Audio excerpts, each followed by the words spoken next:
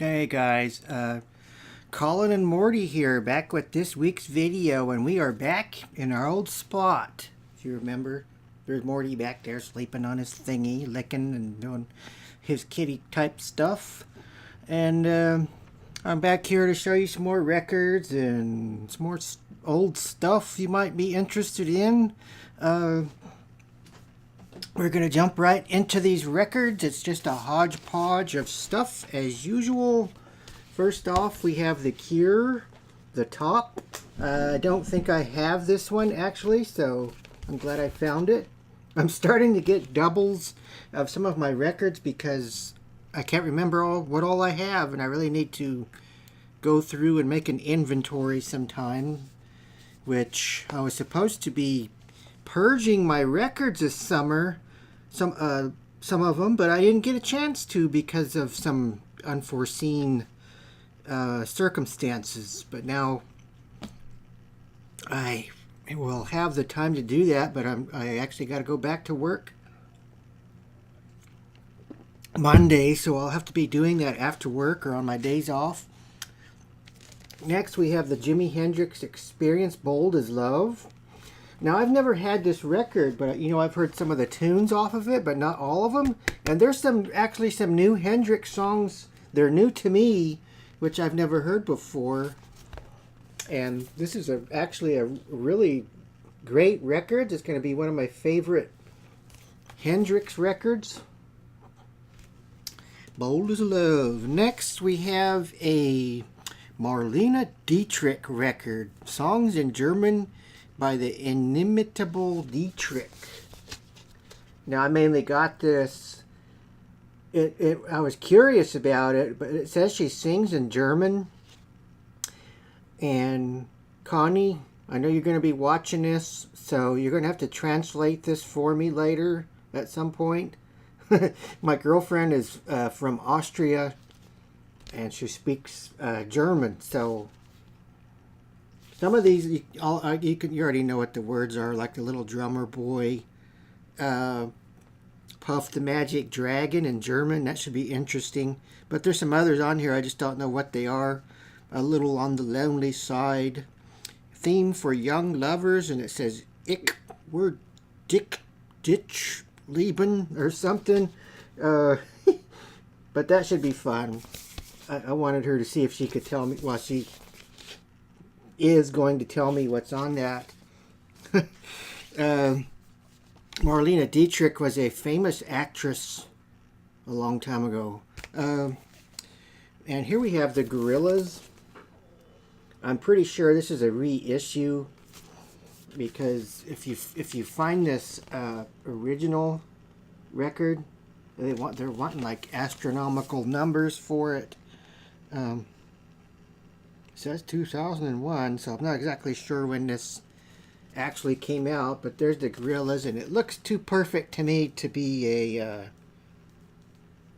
not a reissue. It's on 180 gram vinyl. The Gorillaz. I like that song on here. It's called Clint Eastwood. That's mainly what I got it for. These guys, they never... I don't even know what they look like, because in most of their... if you watch their music videos, they're all like cartoons and stuff like that. And I don't even know what these fellas are supposed to look like. I don't know if they tour or anything, but here's the Gorillaz. Kind of a strange group. And next we have a Barrel Full of Monkeys. This is just the Monkeys' greatest hits on 2 albums. Gatefold. I have some of their records, but I like getting these greatest hits, just like I've told you before, because I can get most of their good stuff on 1 record or 2 records, and I don't have to keep switching out records. And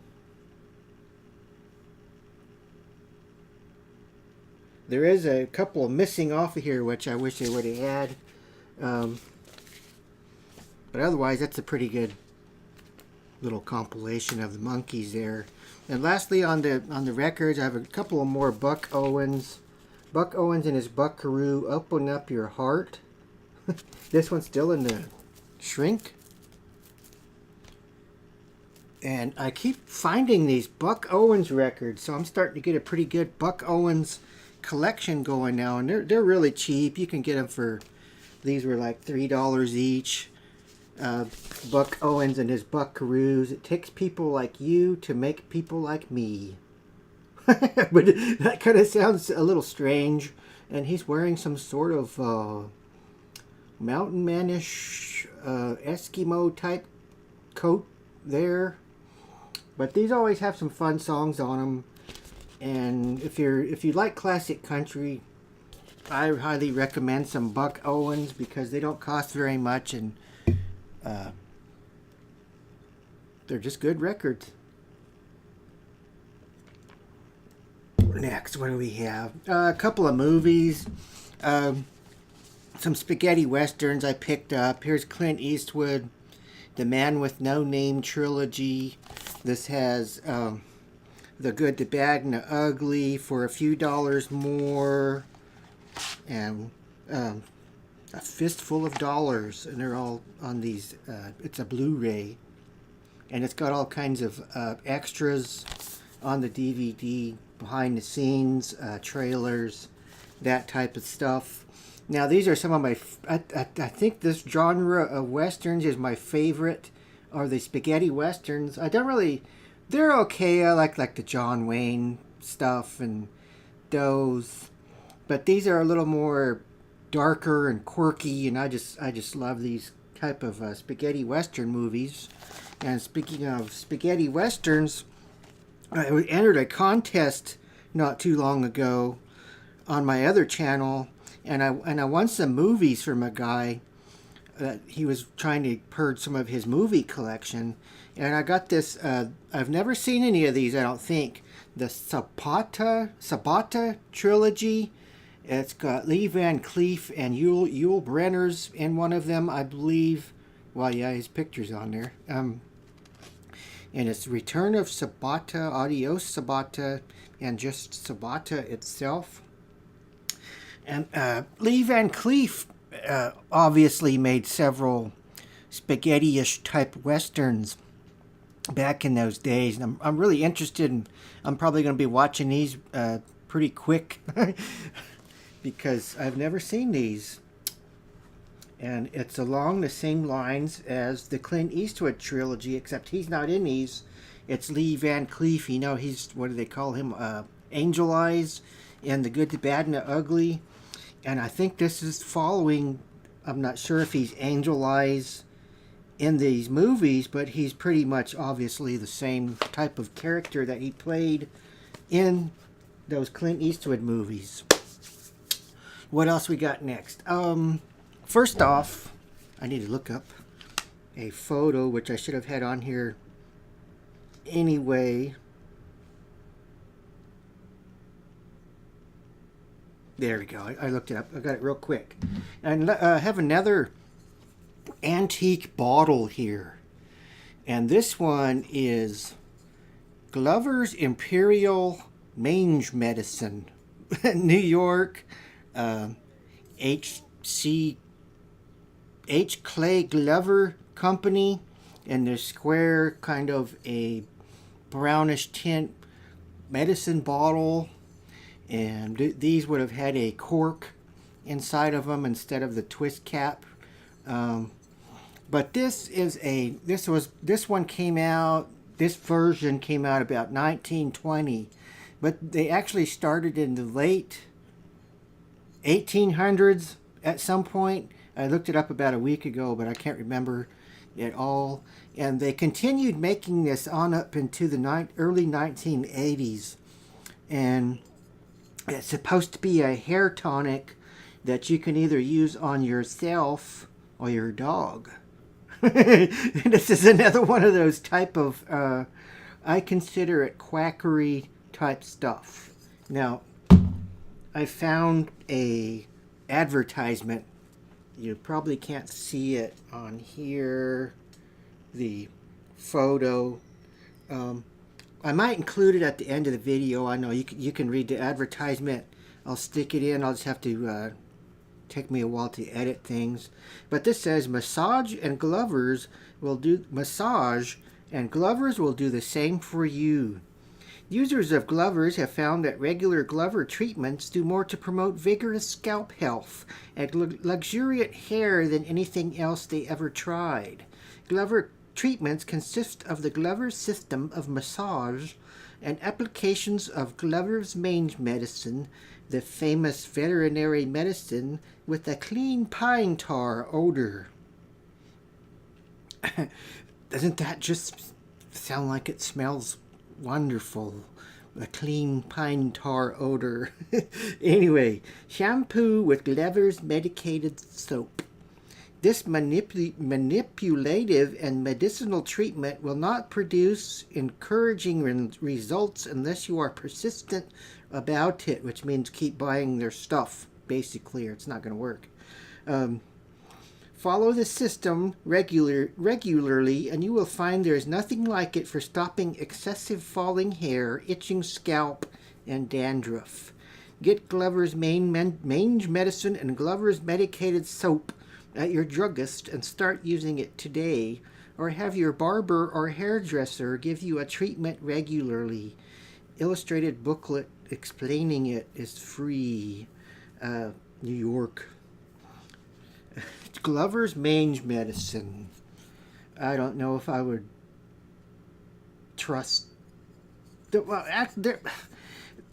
This, like I said in the other medicine bottles I showed you, this stuff is still going on. You can still find at Walmart right now stuff that's supposed to help your hair grow back if you're bald. So they're still doing this, and people are still bald, so it doesn't make any difference. The only way you're going to grow your hair back is if they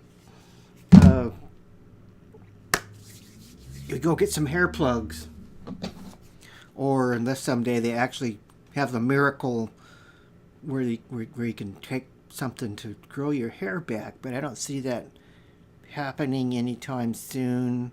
But I imagine there's somebody working on it, because they would make billions and zillions of dollars from people wanting to grow their hair, which they're doing that anyway, I guess. Lastly, I have this. This is a series of pamphlets, some antique pamphlets that somebody had bound in this little cover here.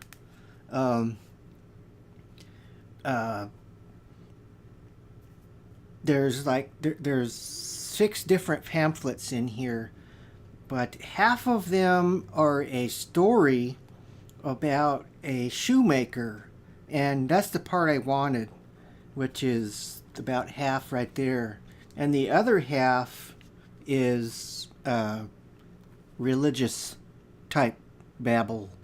But the first part of it has a story in it called the Two Shoemakers, right there, and it has some wormholes in it here and there. The paper's browning, but it's quite a old pamphlet. It's from 1795, so you can imagine how old that is. And it's the two shoemakers in 2 parts, sold by J. Evans and Sons, printers to the cheap repository for moral and religious tracts. So it does have something to do with religion in it still, but I liked it because it's a story about 2 shoemakers. I'll just read some of this. Jack Brown and James Stock were 2 lads apprenticed at nearly the same time to Mr. Williams, a shoemaker in a small town in Oxfordshire. They were pretty near their same age, but of very different characters and dispositions. Brown was the oldest son to a farmer in good circumstances, who gave the usual apprentice fee with him, being a wild giddy boy whom his father could not well manage or instruct in farming. He couldn't keep a hold of him at home, I guess. He thought it better to send him out to learn a trade at a distance than to let him idle about at home. For Jack always preferred birds' nesting and marbles to any other employment, and would trifle about half the day with his father. When his father thought he was at school, he was out at home trifling about, y'all. with any boys he could meet with or were as idle as himself, and never could be prevailed on to do or to learn anything, while the game of taw, which I don't know what that means, could be had for love or money. All this time his little brothers, much younger than himself, were beginning to follow the plow or to carry the corn to the mill as soon as they were able to mount a cart horse. And that's just a little bit. I have to kind of really figure out what some of it is, because I think this is British or English. The price of the book or the pamphlet, it says, is a sixpence. I didn't try to look up what sixpence is, but that is a 6-part story from 1795. Or the pamphlets from then. The Two Shoemakers. Like I said, the second part of the book, the pamphlets are from the 1940s, and those ones are just some religious stuff that I wasn't really interested in. And that's that. That's the whole thing here. Sorry, it became a long video again, and I don't think I'll put that picture of that advertisement on there. You heard me read it. And I want to put a typewriter on here at the end, so I'm going to get off right now real quick. This is going to be another long doozy of a video. And here we have a 1912 Oliver typewriter. You all seen typewriters before, I imagine, but this one's a bit different because these up here, people usually refer to them as bat wings, and they type a bit different, which you'll see here. They kind of fly down from the sides, and everything on this works. Luckily, when I got it, it does require some cleaning, but I'm not going to mess with it too much because I don't really want to mess around with something this old and mess it up and then it won't work anymore. But if you remember seeing Bram Stoker's Dracula with Winona Ryder and Keanu Reeves, at some point towards the beginning of the movie, Winona Ryder is typing a letter to him, and she's typing on one of these. This one's an Oliver number 9. I don't really know. They started, well, number 9. Obviously, there is earlier versions, and I don't know what version she's using, but they all pretty much look the same. And this is the Oliver number 9 typewriter, 1912. Thanks for tuning in, calling over and out, and Weirdos Unite.